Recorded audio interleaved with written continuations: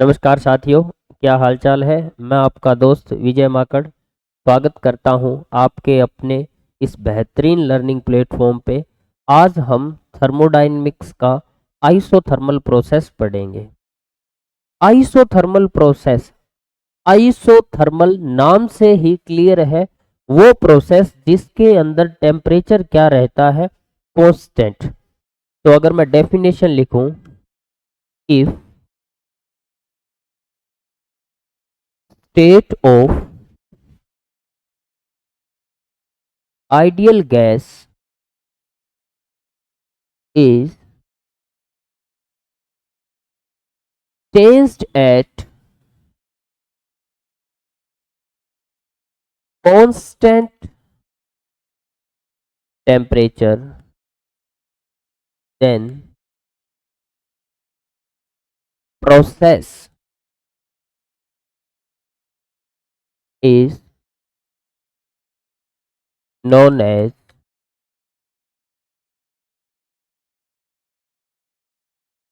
isothermal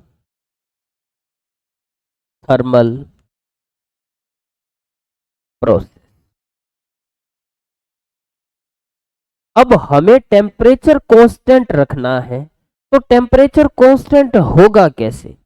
देखो, जैसे ये पिस्टन सिलेंडर अरेंजमेंट है,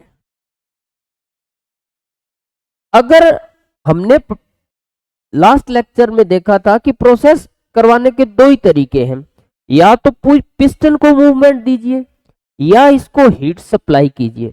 अगर आप हीट सप्लाई करेंगे या हीट रिजेक्ट करेंगे तो डायरेक्ट टेम्परेचर क्या हो जाएगा, चेंज हो जाएगा।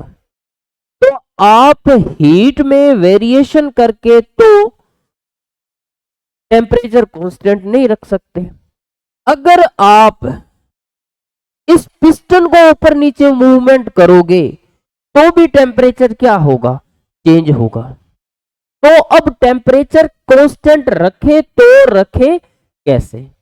मान लो, अगर मैं एक सिंपल सा एग्जांपल देता हूं कि ये एक वाटर टैंक है, आप इसके अंदर पानी डाल रहे हो और इसका लेवल मेंटेन करना है। तो कैसे मेंटेन करोगे, जितना पानी इसके अंदर डाल रहे हो उतना ही पानी अगर बाहर निकाल दिया जाए तो इसके लेवल पर कोई फर्क नहीं पड़ेगा। हमें भी कुछ ऐसा ही करना पड़ेगा।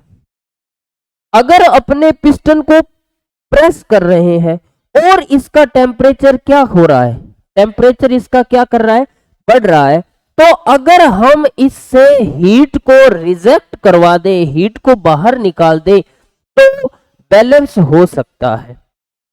अगर इसका टेम्परेचर डाउन हो रहा है तो इसको हीट को क्या करवा दो, हीट की सप्लाई करवा दो, टेम्परेचर मेंटेन हो सकता है। कुल मिला के अगर पानी अंदर आ रहा है तो उतना ही पानी बाहर निकाल दो, अगर पानी बाहर निकल रहा है तो उतना ही पानी क्या कर दो, ऐड कर दो। अगर टेम्परेचर डिक्रीज हो रहा है तो हीट सप्लाई कर देंगे, अगर टेम्परेचर बढ़ रहा है तो हीट क्या कर देंगे, रिजेक्ट कर देंगे। कुल मिला के टेम्परेचर क्या रखा जा सकता है, कांस्टेंट रखा जा सकता है। तो हीट को सप्लाई और रिजेक्ट करने के लिए जरूरी है कि ये जो मटेरियल है ये हीट को अपने अंदर से पास होने दे, और ऐसे मटेरियल को क्या बोलते हैं, हीट कंडक्टिंग मटेरियल। क्या बोलते हैं, हीट कंडक्टिंग मटेरियल। तो पहला प्रोसेस है ये जो कंडीशन है आइसोथर्मल प्रोसेस की, जो कंडीशन है, कोई प्रोसेस आइसोथर्मल हो उसकी नेसेसरी कंडीशन क्या है, piston cylinder material should be heat conducting, heat के लिए गुड कंडक्टर होना चाहिए। अब एक मेरे को बात बताओ, आप बस में बैठना चाहते हो या बस में उतरना चाहते हो, तो पहली जरूरी शर्त क्या है कि बस का गेट खुला होना चाहिए। ठीक है, ठीक बात है। अब गेट खुला है, फिर भी आप बस से उतर नहीं पा रहे और बस में चढ़ नहीं पा रहे, कारण बस की स्पीड तेज है।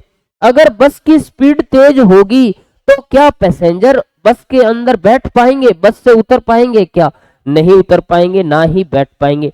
अगर इस प्रोसेस की स्पीड ज्यादा होगी तो इस हीट को इधर से इधर ट्रांसफर होने का टाइम ही नहीं मिलेगा। मान लो इसमें आपने अचानक 50 लीटर पानी डाल दिया, तो वाटर लेवल अचानक 50 लीटर पानी निकलने की कैपेसिटी है नहीं, तो क्या होगा? वाटर लेवल क्या हो जाएगा? अप हो जाएगा। तो हमें पानी धीरे धीरे उसी हिसाब से डालना पड़ेगा जिस हिसाब से पानी यहां से बाहर निकल रहा है। तो दूसरी नेसेसरी कंडीशन क्या है? स्पीड क्या होनी चाहिए प्रोसेस की?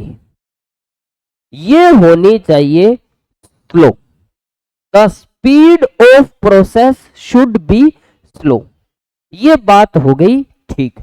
अब बात ये आई, हीट रिजेक्ट करनी है और हीट इसको सप्लाई करनी है। रिजेक्ट करनी है तो बाहर का टेम्परेचर डिपेंड करता है, उसी हिसाब से अगर बाहर का टेम्परेचर ज्यादा है तो हीट तो अंदर आएगी, बाहर आएगी नहीं। तो हमें इसको रिजेक्ट करने और सप्लाई करने के लिए इसके साथ कुछ ना कुछ ऐसा हीट सोर्स जोड़ना पड़ेगा जो जरूरत पड़ने में इसको हीट की सप्लाई कर दे और जरूरत पड़े तो हीट को क्या कर दे? रिजेक्ट कर दे। तो इसके साथ हम एक हीट के लिए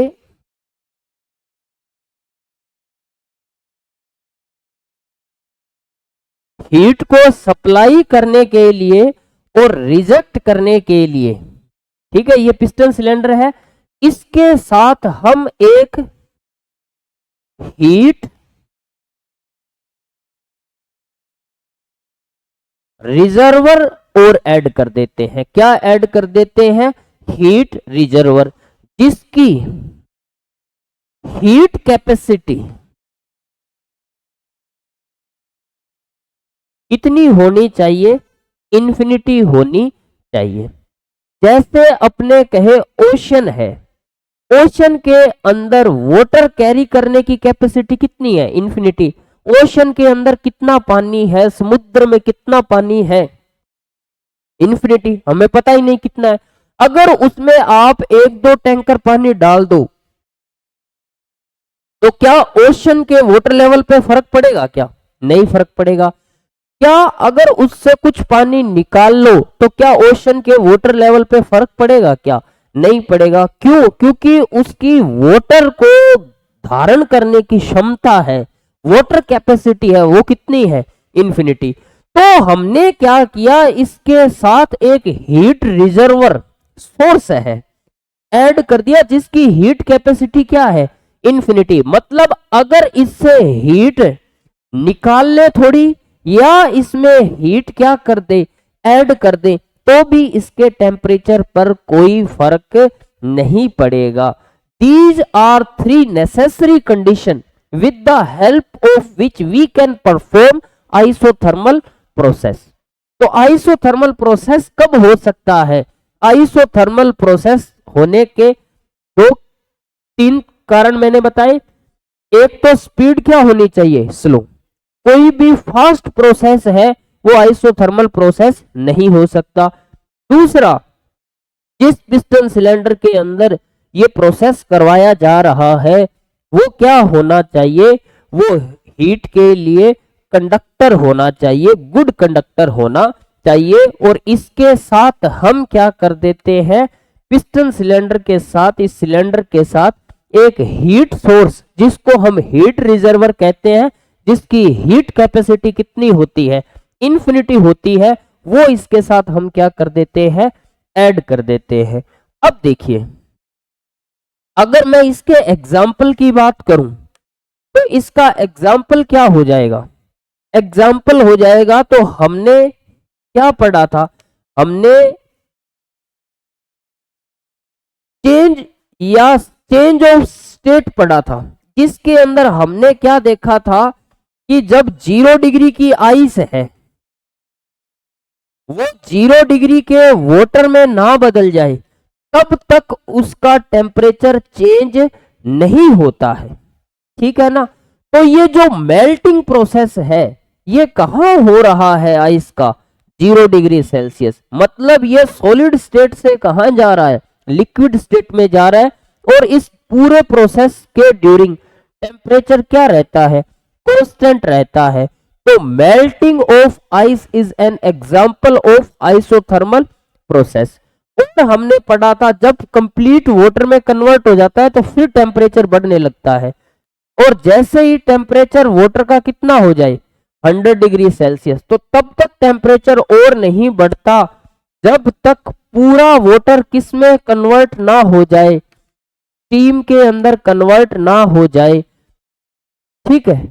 तो यहां भी जब वाटर 100 डिग्री सेल्सियस का वाटर 100 डिग्री सेल्सियस की स्टीम में कन्वर्ट हो रहा है, तो इस दौरान भी टेम्परेचर क्या रहता है, कांस्टेंट रहता है। तो दोनों एग्जाम्पल किसके हैं, आइसोथर्मल प्रोसेस के है। तो एग्जाम्पल में हम क्या लिख सकते हैं, मेल्टिंग ऑफ सब्सटेंस। कोई भी मेल्ट करेगा तो टेम्परेचर क्या रहने वाला है, कांस्टेंट, या मेल्टिंग ऑफ क्या लिख सकते हो, आइस लिख सकते हो। ये इसका क्या हो गया जी, एग्जाम्पल हो गया है। अब देखिए, अब हमें लिखनी है इसकी स्टेट इक्वेशन। क्या लिखनी है, स्टेट इक्वेशन। अगर आप स्क्रीनशॉट लेना चाहते हैं तो मैं इसको, ये लीजिए, मिनिमाइज कर दिया, इसकी कोई जरूरत नहीं है, इस एग्जाम्पल को हमने लिख दिया है। ये लीजिए। अब देखिए, अब अपने करते हैं अब हमें करना है इसका इंडिकेटर डायग्राम। पीवी डायग्राम क्या था, इंडिकेटर डायग्राम बनता है इसका ऐसे, ये इनिशियल स्टेट 1, ये final state 2, P1 V1 T1, P2 V2 T2, T1 बराबर है किसके, T2 बराबर किसके है, T के। ये हमारा क्या बन गया, इसका इंडिकेटर डायग्राम बन गया। इसका स्लोप वगैरह हम वापस लास्ट में निकालेंगे कि इसका स्लोप कितना होता है। एक चीज और देखते हैं कि ये रिलेशन कैसे आया, ये भी हम डिराइव करेंगे कि वॉल्यूम बढ़ाने पर प्रेशर डिक्रीज कैसे हो रहा है। तो ये सब अभी हम डिराइव करेंगे किसके थ्रू, स्टेट इक्वेशन के थ्रू। अब हम डिराइव करने वाले हैं स्टेट इक्वेशन। तो इनिशियल स्टेट के लिए हम क्या लिख सकते हैं, P1 V1 NR T1। Final state के लिए हम क्या लिख सकते हैं, P2 V2 NR T2। This is our equation first, this one is our equation second. Equation first is divided by equation second. अब हमने क्या कर दिया, फर्स्ट के अंदर डिवाइड लगा दिया किसका, सेकंड का। P1 V1 P2 V2 NR T1 NR T2। T1 बराबर है किसके, T2 के। ये पूरा क्या हो जाएगा जी, कैंसिल। तो क्या बच गया, P1 V1 इक्वल क्या आ गया, P2 V2। तो कुल मिला के हम क्या लिख सकते हैं, हम लिख सकते हैं जनरल फॉर्म में PV इक्वल टू C। ये क्या आ गई, स्टेट इक्वेशन आ गई किसके लिए, आइसोथर्मल प्रोसेस के लिए। अब देखिए, तो यहां से P क्या आ गया, इनवर्सली प्रोपोर्शनल टू वॉल्यूम। तो जब वॉल्यूम बढ़ाएंगे तो प्रेशर क्या हो जाएगा, डिक्रीज। कब, जब व्हेन T क्या हो, कांस्टेंट। और इस लॉ को हम बोलते हैं बॉयल्स लॉ। क्या बोलते हैं, बॉयल्स लो।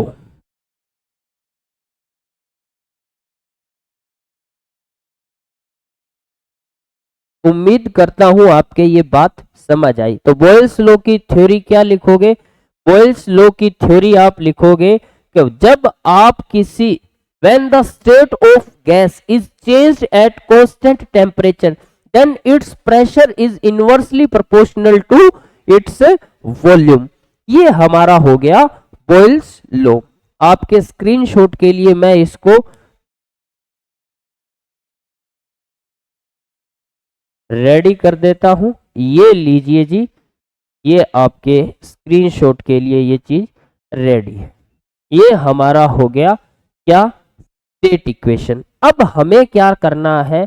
अब हमें करना है इसका वर्क के लिए डेरिवेशन। तो वर्क क्या आएगा? आइसोथर्मल प्रोसेस के अंदर हमें डिराइव करना है वर्क का फॉर्मूला। तो हमें पता है dw क्या होता है? p dv। कहां से कहां? इनिशियल स्टेट से फाइनल स्टेट। v2 से v1 कर दो, ये कैसे ही कर दो। अब देखिए, तो p का v के रिस्पेक्ट में इंटीग्रेशन हम कर नहीं सकते। तो हमें पता है कि pv इक्वल टू क्या था? c। तो यहां से p क्या आ जाएगा? c upon v। तो ये 1 2 p की जगह मैं क्या लिख दूं? c v। अब देखो c कांस्टेंट है, ये क्या आ गया बाहर, तो ये आ गया dv अपॉन v। इसका इंटीग्रेशन क्या होता है? इसका इंटीग्रेशन होता है log x टू 1।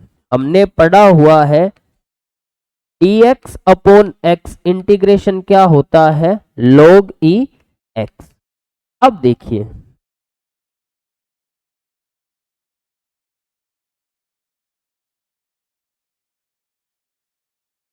अब हम c upper limit minus lower limit, तो log e v2 minus log e v1। 2 का मतलब क्या है?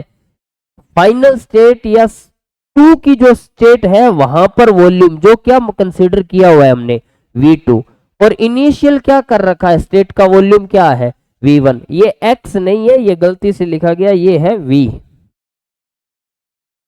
ये जी, ये log e v। तो फाइनल स्टेट पे वॉल्यूम कितना है? v2। इनिशियल स्टेट पे वॉल्यूम कितना है? v1। अब देखिए, तो c की जगह मैं क्या लिख सकता हूं? pv। और इसको क्या लिखा जा सकता है? v2 upon v1। हमने क्या पढ़ा हुआ है? हमने log की प्रॉपर्टी पढ़ी है। log e a upon b क्या होता है? ये होता है जी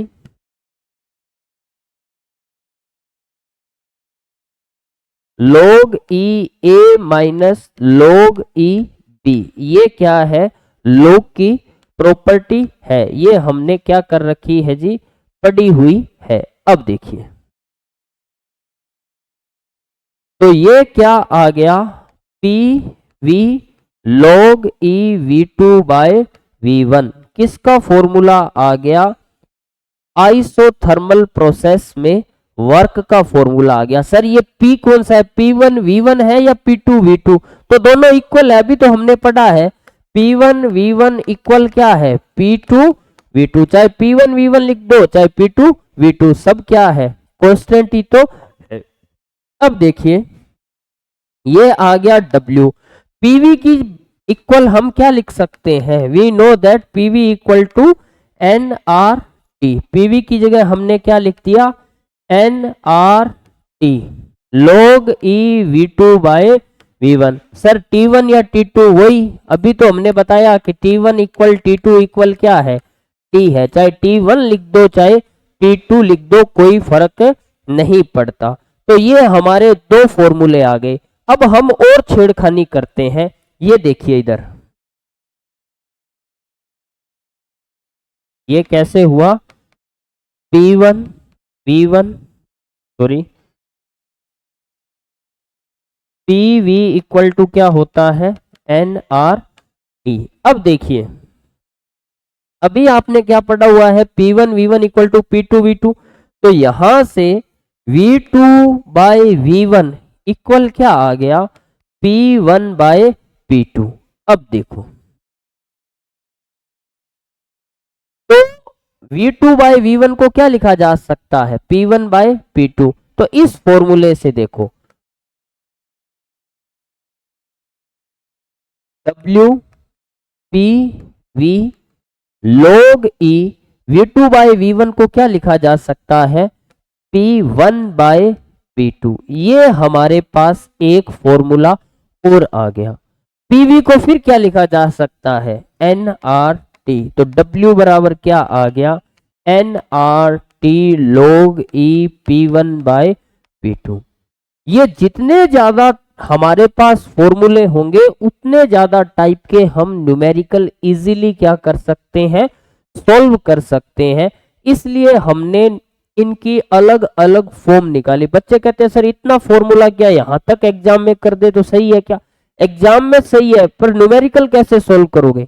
अगर न्यूमेरिकल के अंदर P1 P2 दे दिया और आपके पास फॉर्मूला V2 V1 का है, फिर कैसे सोल्व करोगे आप इस फॉर्मूले से, समझ रहे हो ना। तो अलग अलग टाइप के न्यूमेरिकल सोल्व करने के लिए आपको अलग अलग टाइप के फॉर्मूले की क्या होती है, रिक्वायरमेंट। तो जितने ज्यादा फॉर्मूले आप डिराइव कर रहे हो, इसका मतलब आप उतने ज्यादा न्यूमेरिकल पे क्या कर रहे हो, कमांड बना रहे हो। अब देखिए, ये हमारा पूरा वर्क का क्या आ गया जी, डेरिवेशन। तो हमने कितने फॉर्मूले किए, 1 2 3 4, ये हमारे वर्क के क्या हो गए जी, 4 फॉर्मूले हो गए।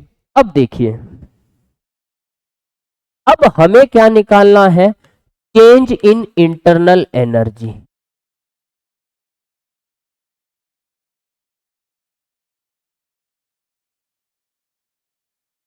बताओ कितना होगा चेंज इन इंटरनल एनर्जी, बताइए चिंटू बबलू, हाँ बताओ। अरे इंटरनल एनर्जी झालरों कितनी होगी, 0 होगी। क्यों, ये बताइए, चेंज इन इंटरनल एनर्जी 0 क्यों हुई, क्योंकि जब मैंने इंटरनल एनर्जी बताई थी, इंटरनल एनर्जी डायरेक्टली प्रोपोर्शनल होती है किसके, टेम्परेचर के। अगर टेम्परेचर बढ़ेगा इंटरनल एनर्जी बढ़ेगी, टेम्परेचर डिक्रीज होगा इंटरनल एनर्जी क्या होगी, डिक्रीज होगी। अब देखिए,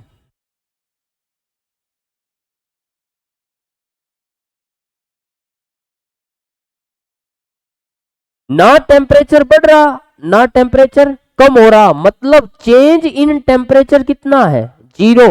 तो चेंज इन इंटरनल एनर्जी भी क्या होगी, 0 होगी।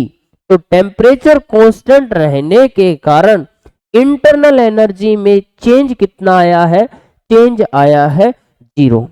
उम्मीद करता हूं आप इसको समझ गए। अब देखिए जी, अब हमें क्या करना है, अब हमें निकालना है इसका स्लोप। इसका जो हमने पीवी डायग्राम बनाया था उसका हमें निकालना है जी स्लोप। तो देखिए स्लोप कैसे निकलेगा,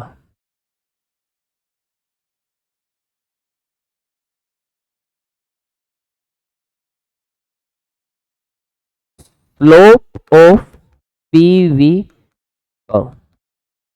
हमने इसकी स्टेट इक्वेशन क्या पढ़ी है, पीवी इक्वल टू सी। मैं इसका डिफरेंशिएशन कर देता हूं, differentiating it with respect to V. किसके रिस्पेक्ट में, वी के रिस्पेक्ट में। तो पहले को हमने क्या मान लिया, कांस्टेंट। तो वी का डिफरेंशिएशन क्या हो जाएगा, ये लीजिए, प्लस, अब हम किसको कांस्टेंट मान लेंगे, सेकंड वाली टर्म वी को। तो D P upon D V, और कांस्टेंट का डिफरेंशिएशन ये लो, ये देखिए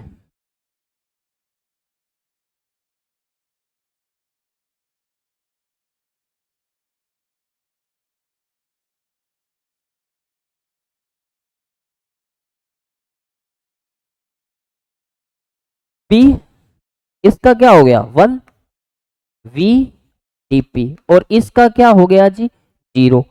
तो V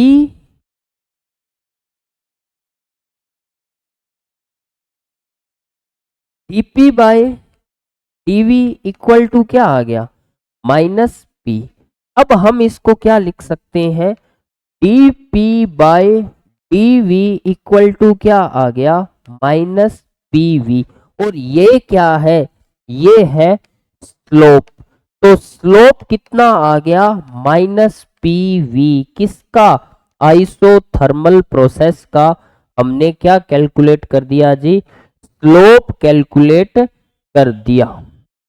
उम्मीद करता हूं आपको ये समझ आया होगा। तो इस तरीके से आइसोथर्मल प्रोसेस के हमने डेफिनेशन पढ़ ली, उसके बाद नेसेसरी कंडीशन पढ़ ली, एग्जाम्पल पढ़ लिया, स्टेट इक्वेशन पढ़ ली, पीवी कर्व या इंडिकेटर डायग्राम पढ़ लिया, वर्क पढ़ लिया, चेंज इन इंटरनल एनर्जी पढ़ ली, और स्लोप निकाल लिया। आइसोथर्मल प्रोसेस अब पूरी तरह हमारा कंप्लीट हो गया है। अब आपको इसकी हेल्प से अपने मॉड्यूल से क्वेश्चन निकालने हैं, सॉल्व करिए। कोई डाउट आता है कमेंट में डालिए, मैं आपको उसका वीडियो सॉल्यूशन प्रोवाइड करवाऊंगा। उम्मीद करता हूं आपको सब समझ आया। जय हिंद, जय भारत।